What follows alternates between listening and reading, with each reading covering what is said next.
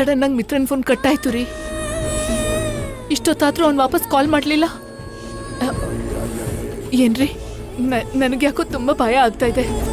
ಅರವಿಂದ, ನೀನ್ ಭಯ ಪಟ್ಟು ನನ್ ಬಿಪಿನ ಹೆಚ್ಚು ಮಾಡ್ಬೇಡ. ನೀನಿರು, ನಾನು ಟ್ರೈ ಮಾಡ್ತೀನಿ.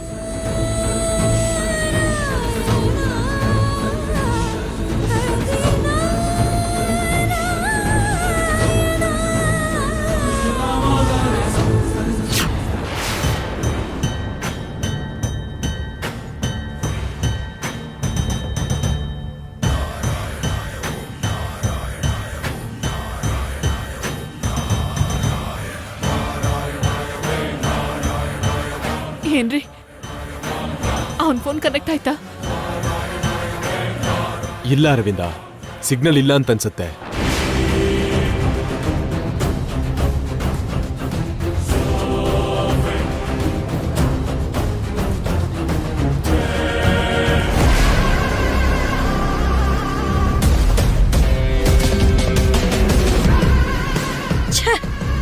ಅಲ್ಲ, ಈ ರೌಡಿಗಳು ಕೆಲಸ ಮುಗಿದ್ಮೇಲೆ ಫೋನ್ ಮಾಡ್ತೀನಿ ಅಂದ್ರು. ಇಷ್ಟೊತ್ತಾದ್ರೂ ಒಂದ್ ಫೋನು ಇಲ್ಲ, ಏನೂ ಇಲ್ಲ. ಕಾಲ್ ಮಾಡಿದ್ರೆ ನಾಟ್ ರೀಚಬಲ್ ಅಂತ ಬರ್ತಿದೆ.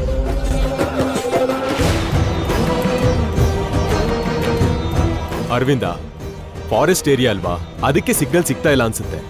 ಫಾರ್ಮ್ ಹೌಸ್ಗೆ ರೀಚ್ ಆದ್ಮೇಲೆ ಅವರೇ ಕಾಲ್ ಮಾಡ್ತಾರೆ ಬಿಡು. ಏನ್ರಿ, ಒಂದ್ಸಲ ಫಾರ್ಮ್ ಹೌಸ್ಗೆ ಫೋನ್ ಮಾಡಿ ನೋಡ್ತೀರಾ? ಸರಿ.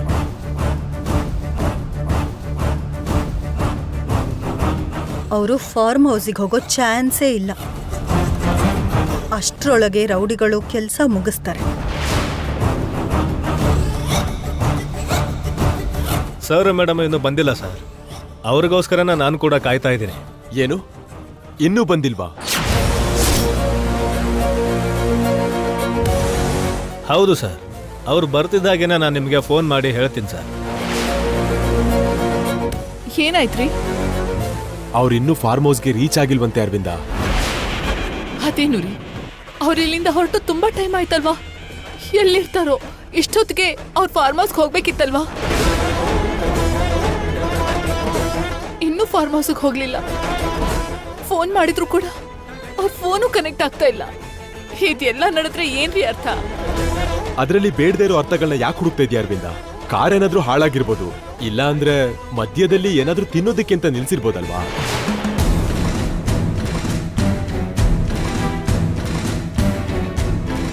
ಹೋಗ್ಲಿ, ನಾವು ಕೂಡ ಅಲ್ಲಿಗೆ ಹೋಗ್ಬರೋಣವಾ? ಎಲ್ಲಿಗಂತ ಹೋಗ್ತೀಯಾ? ಎಲ್ಲೆಲ್ಲಿ ಅಂತ ಹೋಗಿ ಹುಡುಕ್ತೀಯಾ? ಸ್ವಲ್ಪ ಹೊತ್ತು ಆರಾಮಾಗಿರು ಅರವಿಂದ. ಫಾರ್ಮ್ ಹೌಸಿಗೆ ಹೋದ್ಮೇಲೆ ಅವರೇ ಕಾಲ್ ಬ್ಯಾಕ್ ಮಾಡ್ತಾರೆ ಬಿಡು.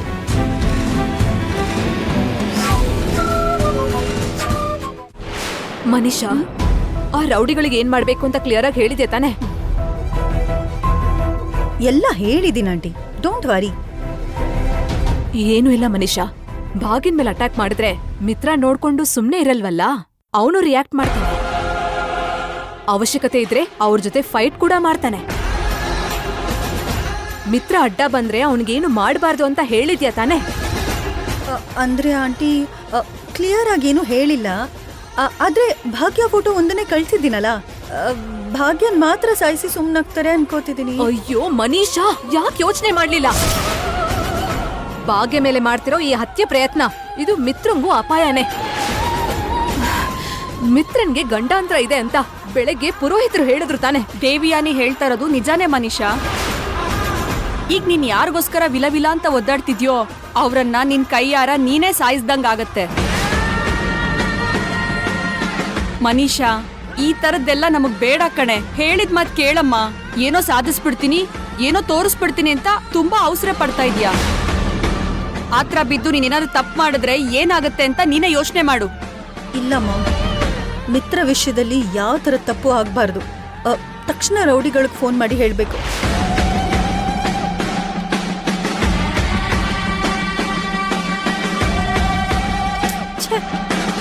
ಯಾಕೋ ಸಿಗ್ನಲ್ಲೇ ಸಿಗ್ತಿಲ್ಲ.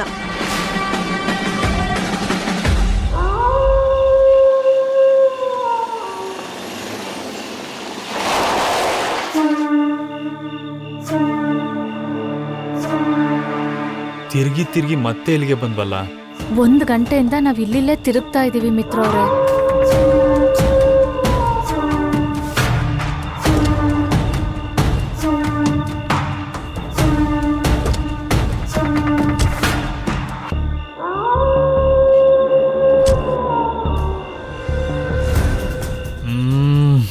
ದಾರಿ ಯಾವುದೊಂದು ಗೊತ್ತಾಗ್ತಿಲ್ಲ. ಯಾರನ್ನಾದ್ರೂ ಕೇಳೋಣ ಅಂದರೆ ಯಾರು ಕಾಣಿಸ್ತಾನೂ ಇಲ್ಲ. ಮಿತ್ರ ಅವರೇ, ನಾವಿನ್ನೂ ಫಾರ್ಮ್ ಹೌಸ್ ಬಗ್ಗೆನೇ ಯಾಕೆ ಯೋಚನೆ ಮಾಡೋದು? ವಾಪಸ್ ಹೋಗೋದೇ ಒಳ್ಳೇದೇನೋ ಅನ್ನಿಸ್ತಿದೆ.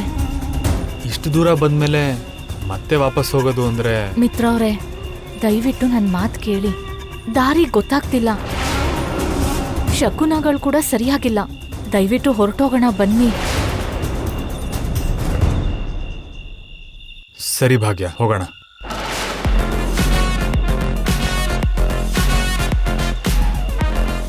ಭಾಗ್ಯ, ಯಾವುದೋ ಗಾಡಿ ಬರ್ತಾ ಇದೆ. ಈ ಏರಿಯಾ ಚೆನ್ನಾಗಿ ಗೊತ್ತಿರೋರು ಇರ್ಬೋದು. ಫಾರ್ಮ್ ಹೌಸ್ ಬಗ್ಗೆ ಕೇಳಿದ್ರೆ ನಮ್ಗೇನಾದ್ರೂ ದಾರಿ ಹೇಳ್ಬೋದು. ಎಕ್ಸ್ಕ್ಯೂಸ್ ಮೀ, ಇಲ್ಲಿ ಫಾರೆಸ್ಟ್ ಹೆವೆನ್ ಅಂತ ಒಂದು ಫಾರ್ಮ್ ಹೌಸ್ ಇದೆಯಂತೆ. ಅದು ಎಲ್ಲಿದೆ ಅಂತ ನಿಮಗೆ ಗೊತ್ತಾ? ಆ ಫಾರ್ಮ್ ಹೌಸ್ ಎಲ್ಲಿದೆಯೋ ನನಗೆ ಗೊತ್ತಿಲ್ಲ. ನನ್ನ ಫಾರ್ಮ್ ಹೌಸ್ ಮಾತ್ರ ಹತ್ರದಲ್ಲೇ ಇದೆ. ಏನು, ಹೋಗೋಣವಾ?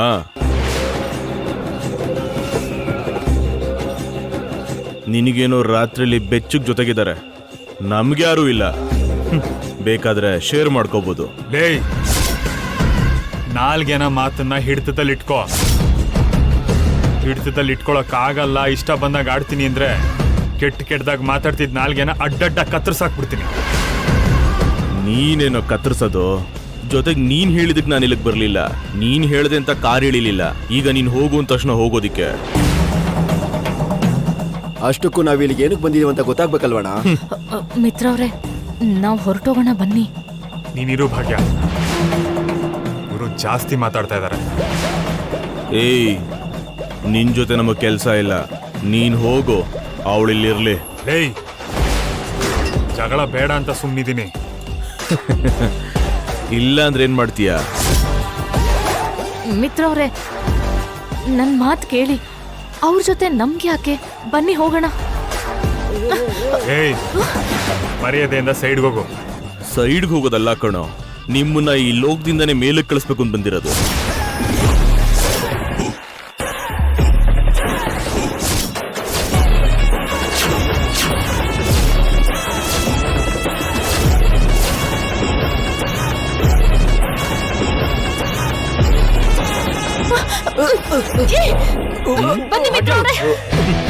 ಅಣ್ಣ, ಅವ್ರು ಓಡೋಗ್ತಿದ್ರಣ್ಣ.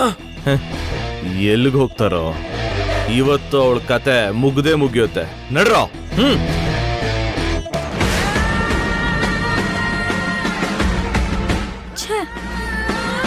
ಮನೀಷಾ, ಏನು ಕಾಲ್ ಹೋಗ್ತಿಲ್ವಾ? ಇಲ್ಲ ಆಂಟಿ. ಮನೀಷಾ, ಅಷ್ಟಕ್ಕೂ ಇದೆಲ್ಲ ಬೇಕೇನಮ್ಮ? ಮಾಮ್, ನೀನೊಂದ್ ಸ್ವಲ್ಪ ಹೊತ್ತು ಮಾತಾಡದೆ ಇರ್ತೀಯಾ? ಮೊದ್ಲೇ ಟೆನ್ಷನ್ ಅಲ್ಲಿದ್ದೀನಿ, ಇನ್ನು ಟೆನ್ಷನ್ ಜಾಸ್ತಿ ಮಾಡ್ಬೇಡ.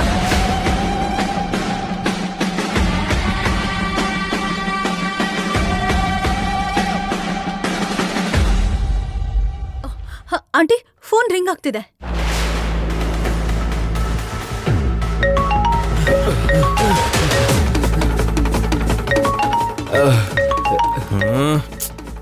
ಇಂಥ ಟೈಮಲ್ಲಿ ಫೋನ್ ಮಾಡ್ತಿದ್ದಾಳಲ್ಲೋ. ಕೆಲಸ ಕೊಡ್ತಾರೆ, ಮುಗಿಸೋವರೆಗೂ ಬಿಡಲ್ಲ.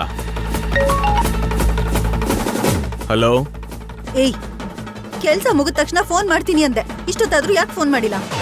ಮೇಡಮ್, ನಾನ್ ಫೋನ್ ಮಾಡ್ಬೇಕು ಅಂದ್ರೆ ಫಸ್ಟ್ ಕೆಲಸ ಮುಗಿಬೇಕು. ಏನೋ ಇನ್ನು ಕೆಲ್ಸ ಆಗಿಲ್ವಾ? ನಾನೆಲ್ಲ ಮುಗಿದ್ಮೇಲೆ ಫೋನ್ ಮಾಡ್ತೀನಿ ಮೇಡಮ್. ಏ ಏ ಏ ಹಲೋ ಹಲೋ. ಏಯ್, ಬನ್ರೋ.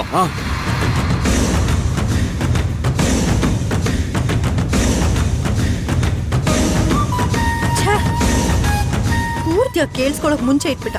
ಈಗ ಮತ್ತೆ ಟ್ರೈ ಮಾಡಿದ್ರೆ ಮತ್ತೆ ಕನೆಕ್ಟ್ ಆಗ್ತಾ ಇಲ್ಲ. ಮನೀಷಾ, ದೇವಯಾನಿ ಹೇಳ್ದಾಗೆ ಆ ರೌಡಿಗಳೇನಾದ್ರೂ ಮಿತ್ರನ್ ಮೇಲೂ ಅಟ್ಯಾಕ್ ಮಾಡಿದ್ರೆ ಆಗೇನ್ ಮಾಡ್ತೀಯಾ?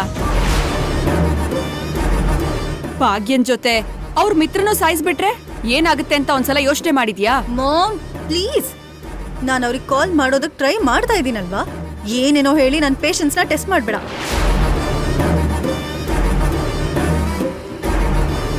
ಏಯ್ ಏಯ್, ಇವಳನ್ನ ಸಾಯಿಸ್ಬೇಕು ಅಂದ್ರೆ ಮೊದ್ಲು ಇವನ್ನ ಸಾಯಿಸ್ಬೇಕು. ಇವನಿದ್ರೆ ಅವಳ ಮುಟ್ಟಕ್ ಬಿಡಲ್ಲ. ಹಿಡ್ಕೊಳ್ರೋ. ಏಯ್,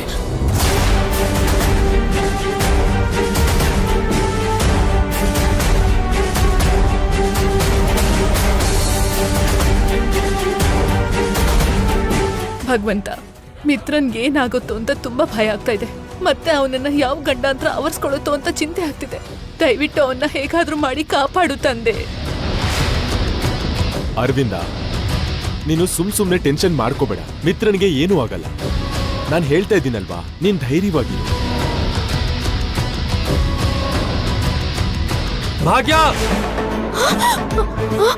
ಮಿತ್ರ ಅವರೇ,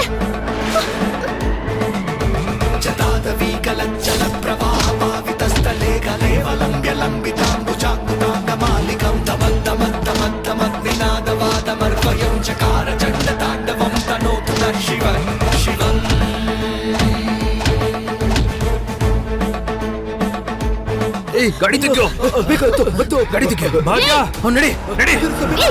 ನಿಂತ್ಕೊಳ್ರೋ. ಎಷ್ಟು ಧೈರ್ಯ ನಿಮ್ಗೆ? ಭಾಗ್ಯ, ಮಿತ್ರ ಅವರೇ, ನಿಮ್ಗೇನು ಆಗ್ಲಿಲ್ಲ ತಾನೆ? ನನ್ಗೇನು ಆಗಿಲ್ಲ ಭಾಗ್ಯ, ಯು ಡೋಂಟ್ ವರಿ.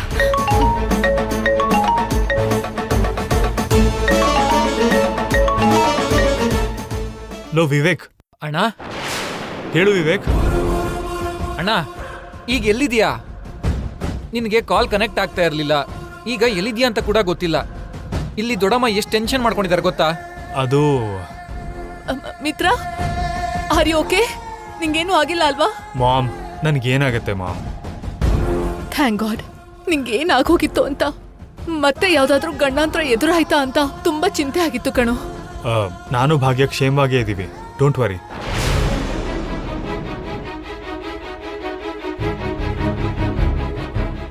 ಮಿತ್ರ, ಹಾಗಾದ್ರೆ ನೀವು ಫಾರ್ಮ್ ಹೌಸ್ಗೆ ರೀಚ್ ಆದ್ರಾ? ಇನ್ನೂ ಇಲ್ಲ ಡ್ಯಾಡ್. ಅದೇನೋ, ಇಷ್ಟೊತ್ತಿಗಾಗ್ಲೇ ರೀಚ್ ಆಗ್ಬೇಕಿತ್ತಲ್ವಾ? ಅದು ಕೆಲವು ರೌಡಿಗಳು ಅಟ್ಯಾಕ್ ಮಾಡೋದಕ್ಕೆ ಬಂದಿದ್ರು ಡ್ಯಾಡ್.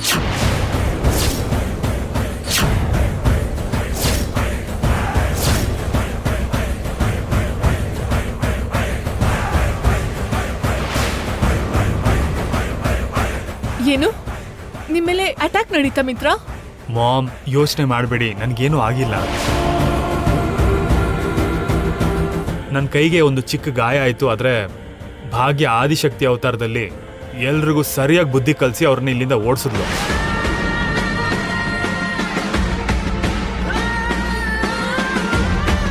ಅಷ್ಟಕ್ಕೂ ಈ ರೀತಿ ಗಂಡಾಂತರಗಳೆಲ್ಲ ಬರೋದಕ್ಕೆ ಕಾರಣ ಆ ಭಾಗ್ಯನೇ ಅಲ್ವಾ?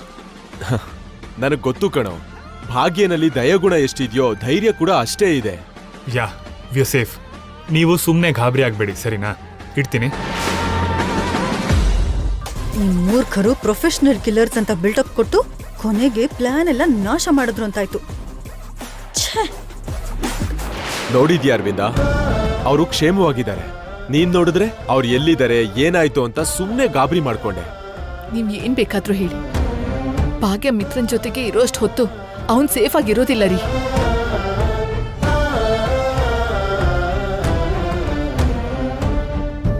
ಹಾ, ನೆಕ್ಸ್ಟ್ ಏನು? ಫಾರ್ಮ್ ಹೌಸ್ ಎಲ್ಲಿದೆ ಅಂತ ತಿಳ್ಕೊಂಡು ಹೇಗಾದ್ರೂ ಮಾಡಿ ಮೊದ್ಲು ಅಲ್ಲಿಗೆ ಹೋಗ್ಬೇಕು. ಹೋದ್ಮೇಲೆ ಹೋದ್ಮೇಲೆ ಸ್ವಲ್ಪ ಫ್ರೆಶ್ ಅಪ್ ಆಗ್ಬೇಕು.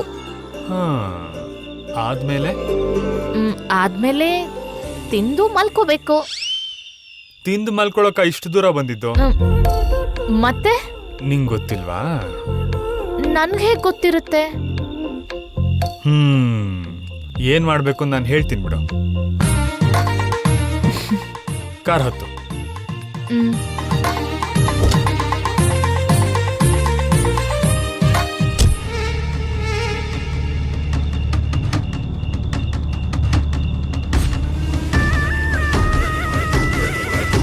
ಮನೀಷಾ, ಆ ರೌಡಿಗಳ ಬಗ್ಗೆ ದುಡ್ಡು ಕೊಟ್ರೆ ಪ್ರಾಣ ತೆಗಿತಾರೆ, ದುಡ್ಡಿಗೋಸ್ಕರ ಎಷ್ಟು ಕೆಳಮಟ್ಟಕ್ಕೂ ಇಳಿತಾರೆ ಅಂತ ಏನೇನೋ ಹೇಳ್ದೆ.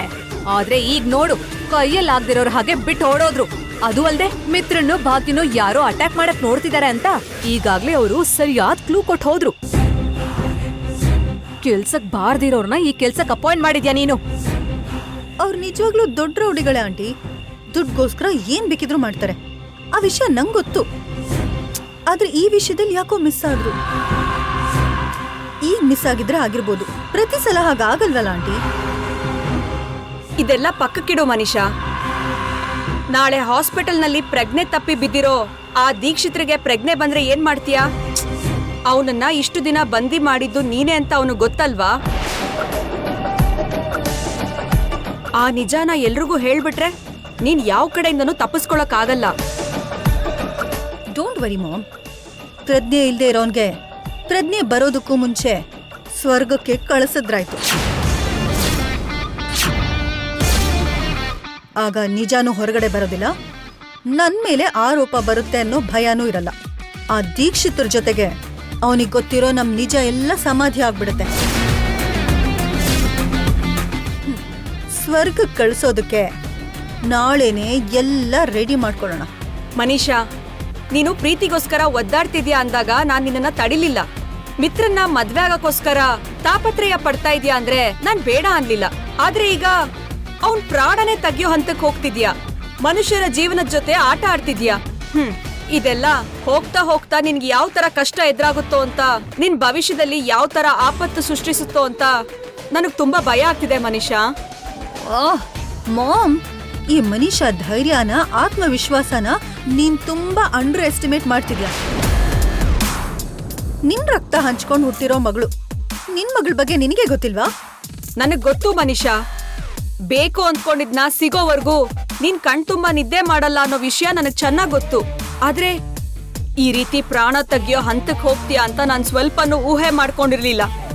ನೀನ್ ಏನಾದ್ರೂ ಅನ್ಕೋ ಮಾಮ್, ನಂಗ್ ಮಾತ್ರ ಮಿತ್ರ ಬೇಕು. ಮಿತ್ರನ್ ಪಡೆಯೋದಕ್ಕೋಸ್ಕರ ನಾನ್ ಏನ್ ಬೇಕಾದ್ರೂ ಮಾಡ್ತೀನಿ. ಎಷ್ಟು ಕೆಳಮಟ್ಟಕ್ ಬೇಕಾದ್ರೂ ಇಳಿತೀನಿ. ಈಗ ಆ ದೀಕ್ಷಿತರು ಪ್ರಾಣ ತೆಗಿಯೋದ್ ಕೂಡ ನಿನ್ ಸಮಸ್ಯೆಗೆ ಪರಿಹಾರ ಅಂದ್ಕೊಂಡಿದ್ಯಾ? ಮಾಮ್, ಈ ಮನೇಲಿ ಭಾಗ್ಯನ್ ಬಲ ಇನ್ನೂ ಹೆಚ್ಚಾಗ್ತಿದೆ. ಭಾಗ್ಯನ ಮಿತ್ರನ ದೂರ ಮಾಡೋದಕ್ಕೆ ನಮಗಿನ್ನೂ ಕಷ್ಟ ಆಗುತ್ತೆ. ನಾಳೆ ಯಾವಾಗಾದ್ರೂ ಭಾಗ್ಯನ ಮಿತ್ರನ ಬೇರೆ ಮಾಡ್ಬೇಕು ಅಂದ್ರೆ ನಮ್ ಕೈಯಲ್ಲಿರೋ ಒಂದೇ ಒಂದು ಆಯುಧ ಅರವಿಂದ ಆಂಟಿ. ಆ ದೀಕ್ಷಿತ ಏನಾದ್ರೂ ನಿಜಾನ್ ಹೇಳ್ಬಿಟ್ರೆ ಅರವಿಂದ ಆಂಟಿ ಮನ್ಸಲ್ಲಿ ನನ್ ಮೇಲಿರೋ ಅಭಿಪ್ರಾಯ ಹಾಳಾಗ್ಬಿಡುತ್ತೆ. ಅವಾಗ ನನ್ನ ಕೊಟ್ಟು ಮಿತ್ರಂಗ್ ಮದ್ವೆ ಮಾಡೋದಿರ್ಲಿ, ಈ ಮನೆ ಗೇಟ್ ಹತ್ರ ಕೂಡ ನನ್ನ ಬಿಡೋದಿಲ್ಲ ಅವರು. ಅದಕ್ಕೋಸ್ಕರ ದೀಕ್ಷಿತ್ ಅನ್ನೋನು ಈ ಭೂಮಿ ಮೇಲೇನೆ ಇರಬಾರ್ದು, ಬಾಯ್ ಬಿಡಬಾರ್ದು.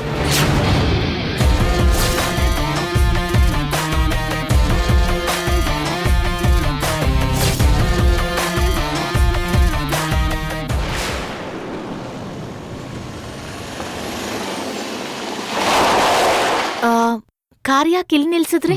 ಇಳಿ ಹೇಳ್ತೀನಿ.